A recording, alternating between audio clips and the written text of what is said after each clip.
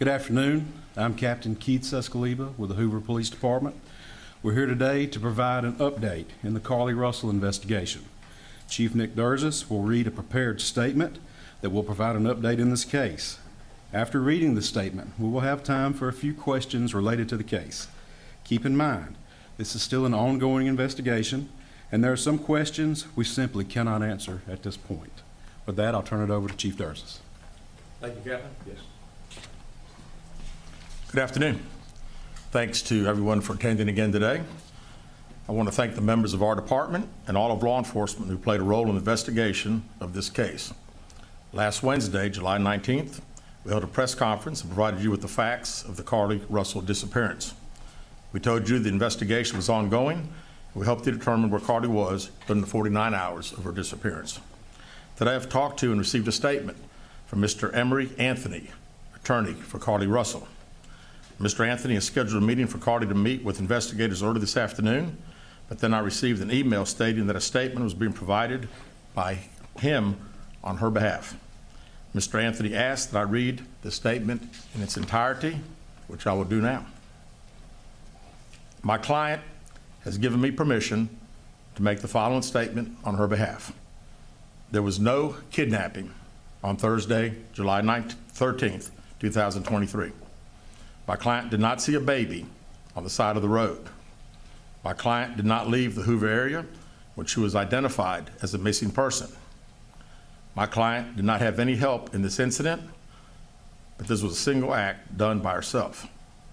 My client was not with anyone or at any hotel with anyone from the time she was missing. My client apologizes for her actions to this community, the volunteers who were searching for her, to the Hoover Police Department and other agencies as well, as to her friends and family. We ask for your prayers for Carlee as she addresses her issues and attempts to move forward, understanding that she made a mistake in this matter. Carlee, again, asks for your forgiveness and prayers. We have a meeting scheduled with Mr. Anthony to further discuss this case. We're currently in discussions with the Jefferson County District Attorney's Office in Bessemer about possible criminal charges related to this case, and we will announce those charges when and if they are filed. All right, with that, we'll take a few questions. As Officer Hale said, when I call on you, please state your name and your affiliation. Yes, sir. Keith Mims, WAGG 610 100.1 FM Summit Media. Chief, do we at this time, or does the Hoover Police Department know the whereabouts of Carlee Russell during that 49-hour period that she was supposedly missing? Now, as I said the other day, was talking facts and everything. If I said anything today, it would just be speculation. Actual facts, we do not. Aaron Llewellyn, WBC 13. Can you tell us what her motivation was for doing this, if you can? I wish I could tell you. I think only Carlee knows, and maybe her attorney now, but again, the statement that we received from him does not indicate any. Brittany G on WBRC, can you give us an idea of what charges you may be filing against her? That would strictly be up to the district attorney's office. David Lamb, CBS 42, can you update us so that there is a meeting scheduled for this afternoon with the family, or No. when is that meeting Yeah, take place with Carlee? no, not a meeting with the attorney, not the family or Carlee. We have a meeting scheduled with the attorney, and that will take place some point tomorrow. And there is no meeting with Carlee Russell or her family at this point? Not scheduled, no, sir.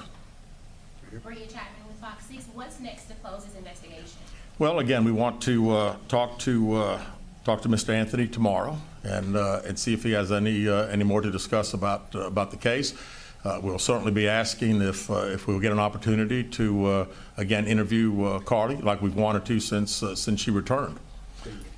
Chief Stephen Quinn, ABC 3340. Yes, sir. Your reaction now, knowing that Carlee has admitted that this was made up? Well, I'm glad that we got this. You know, we certainly laid the facts out to you guys and to the national media that had a lot of interest in this particular case. The sad thing is that again, there were so many people that were involved, took this thing very, very seriously, and again, we wanted the focus to be bringing her home. She got home. We're very excited about that. It is what it is. The facts, I think, last Wednesday pretty much showed that we knew that it was a hoax. Lisa Crane with WBTM 13. Do you know the expense you went to during this search And if you don't have a dollar figure for us, just how big it was for you guys? Well, it was all hands on deck, and we don't have a dollar figure yet, but we're certainly working towards getting one, and not only ours, but there'll be other agencies that had a lot of support that they gave us and had monetary expenses themselves. Right here. Jonathan, with JLR investigates, are the parents under any investigation? You know, as I said the other day, we were going to try to determine exactly those 49 hours.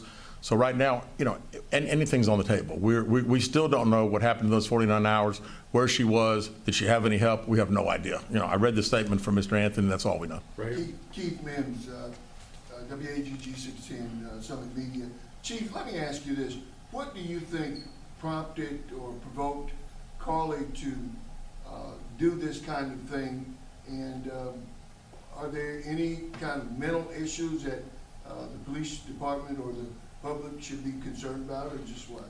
You know, not that I'm aware of. I mean, it's, you know, this was an elaborate deal. I mean, when you talk about calling a 911 and being up on the interstate, again, it would all be conjecture. So really, I don't know. I was hoping that we'd have an opportunity to interview and we'd be able to ask her those questions. Were any others involved in putting this story together for her? Mr. Anthony, in his statement, says there was not. Right here. Liviana Kelmes, WBRC, Fox 6 News. You said that you had a meeting scheduled and it kind of switched into a statement. Did they give any type of reason that switched? No, they did not. Back here. Aaron Llewellyn, WB Team 13. But just for clarification, Carlee Russell is not in custody right now. That is correct. That is correct. Last question with David. David Lamb, once again, so first of all, when did you actually see this letter? And second of all, do these admissions and the content of the letter alter the investigation at all? No, not at all.